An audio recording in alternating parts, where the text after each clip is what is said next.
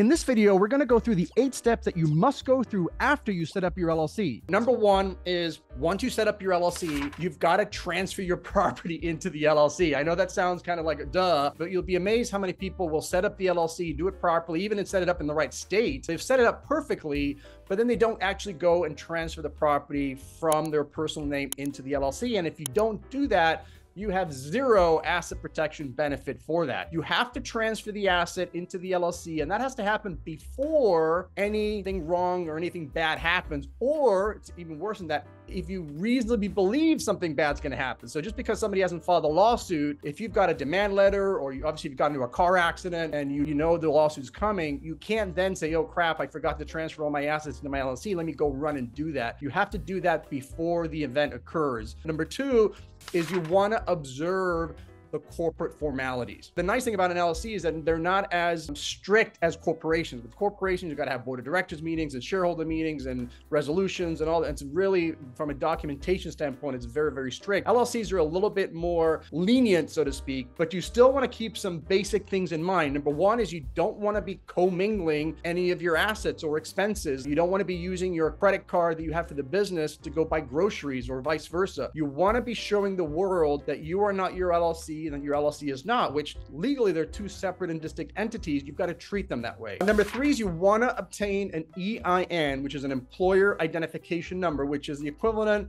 of sort of your personal social security number. LLCs and entities have EINs. You have a social security number. You need an EIN primarily to open bank accounts. We're going to talk about that next, but even if you don't think you need an EIN, get an EIN because you're going to open up a bank account, which is my number four. Number four is open a bank account, even if you don't think you need one, right? And this is really important. Again, you're trying to make the case, or you're trying to show the world that you are separate from your company and your company is separate from you, especially if you have an LLC that's set up in a different state. For example, it's like, let's say you live in, like I live in California, I have an investment property in Texas, so I have a Texas LLC. I'm trying to create as many contacts with the state of Texas as humanly possible. I don't live in Texas. I don't have a physical office in Texas. So how do I create the nexus so that if anything were to happen, Texas law would apply? Because I want Texas law to apply, not California law to apply. And one of the easiest way to do that is through a bank account, because the bank account obviously is set up in the state where the LLC is set up. So I would go set up a bank account in the state of Texas. So now I have a bank account in the state of Texas. Plus, again, it creates separation between me and my company. Number five is you want to meet with your tax professional. At the very least, this is something that happens a lot actually, you've got to at least alert your tax professional that you have a brand new LLC, especially us that are creating so many of these LLCs a year. Every time you set up an LLC, on your checklist post setup should be, hey, let's make sure I send all the information to my CPA. It may be that your CPA is the one that's going to set up your EIN, by the way, or obtain your EIN. But certainly in businesses, if you're going to make an S election, right, because that's what your CPA is recommending, I mean, you're going to want to touch base with your CPA anyway to determine how you want this thing taxed. But I'm always recommending my clients to do something similar that I do, which is you want to be meeting regularly with your CPA, not only in your individual capacity, but your corporate capacity. I would say at a minimum 4 times a year. I meet with my CPA once a quarter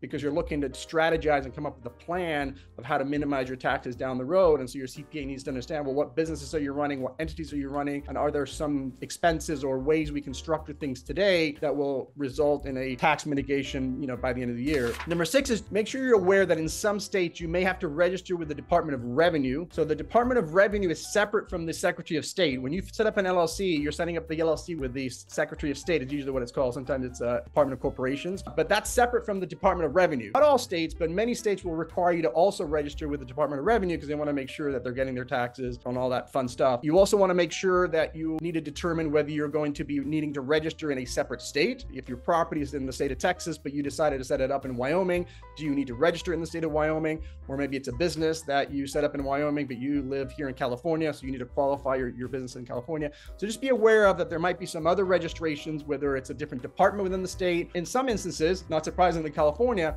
there's some licenses you may need to apply for and get. Number 7 is to keep your LLC compliant. Most states, the vast majority, not all 50, but let's say 45 to 50 of them require sort of annual ongoing maintenance, whether it's a renewal. Some states like Texas don't actually require renewal, but there's some tax forms, sort of statements of financial information that you must file once a year. So just be aware of that, because if you're entity falls out of compliance, and especially after a certain amount of time, it may even be delinquent and extinguished, you may not have protection. So that happens a lot when you kind of set something up and you forget about it. And then a lawsuit happens and you realize, crap, it was the wrong address, or I just never got the mail. And so my entity not only didn't get renewed, it became delinquent, it became ultimately dissolved. So the LLC isn't even there. You want to be working with somebody to make sure that on an annual basis, renewing your registered agent that you're going to definitely be using. You are also filing your annual renewals or whatever it's called in your particular state. The last one is, even though you have the LLC, you should always have insurance. As much as I hate insurance in general, it's a must. Your LLCs, when we're talking asset protection, it's your backup plan, it's your backstop. Your first line of defense is always insurance. No matter how much I beef about all my pet peeves with insurance companies, at the end of the day, that needs to be your first line of defense. And the whole idea behind LLCs is really if that for whatever reason, the insurance company isn't there,